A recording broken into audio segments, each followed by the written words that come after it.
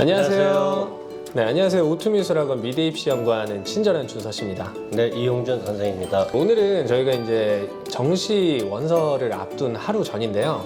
이제 정시 원서를 쓴다는 거는 수시 결과가 이미 다 나왔다는 거예요. 그리고 저희 오투미술학원에서 이용준 선생님께서 벌써 수시 결과를 굉장히 많이 만들어 주셔서 학원의 어떤 그런 지금 합격 페이지가 벌써 휘황찬란하게 지금 이게 꾸며지고 있는데요. 지금 수시 합격자를 어떻게 내셨는지, 얼마큼 내셨는지 좀 설명 좀 해주시면 좋을 것 같은데요. 네, 홍대가 8명이고 네. 이대가 3명이에요. 1차에서도 8명이고 최종적으로도 8명.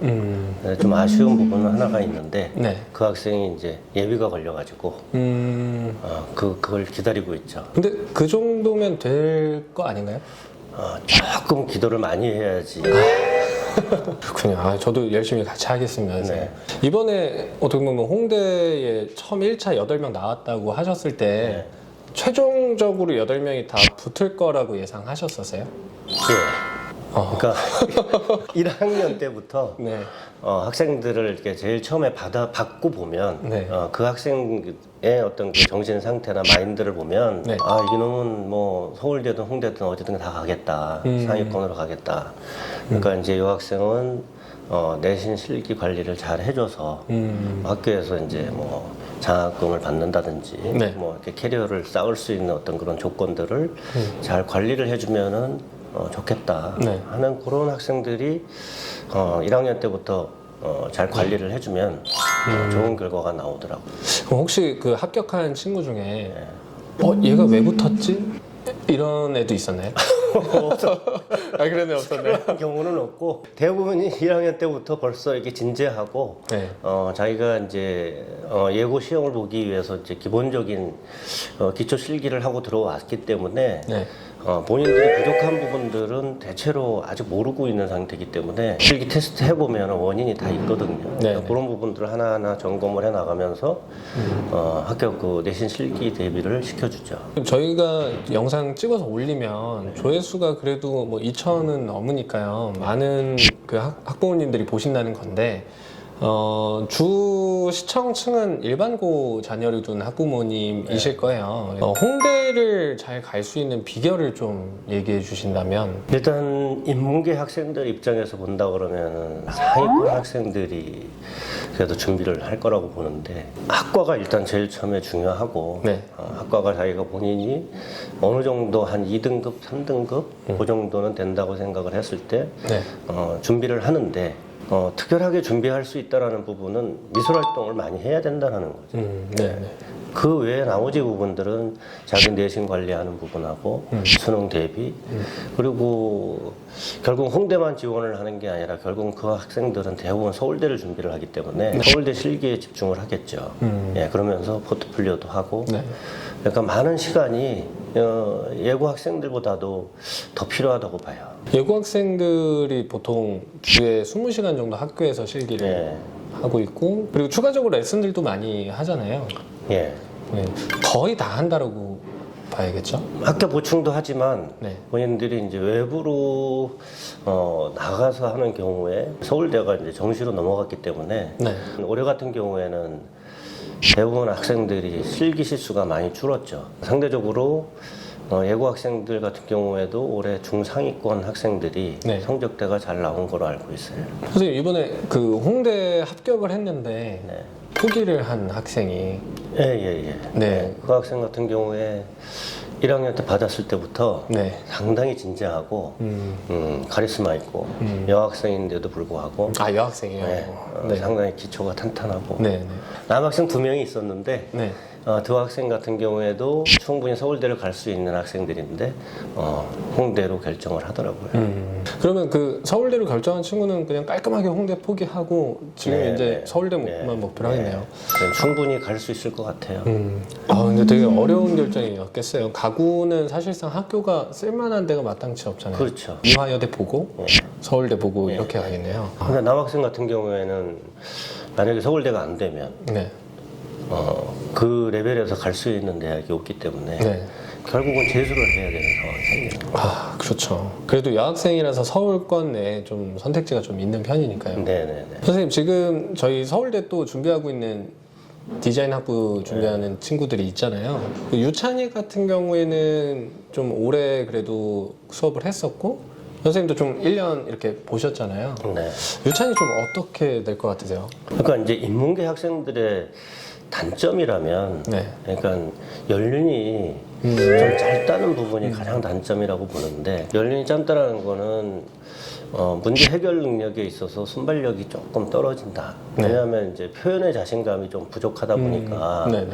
자기 생각이 있다고 해도 그것을 과연 자기가 해결할 수 있을까라고 생각하는 부분이 있다 보니까 네. 완성도나 어떤 자기 생각을 표현하는데 조금 아쉬운 부분이 있더라고요. 그럼 선생님이 보시기에 지금 현행되는 그 학원가에서 현행되고 있는 시수는 보통 고3 기준으로 5타임이잖아요. 네. 시간이 좀 적절하다 보세요? 아니면 부족하다고 보시나요?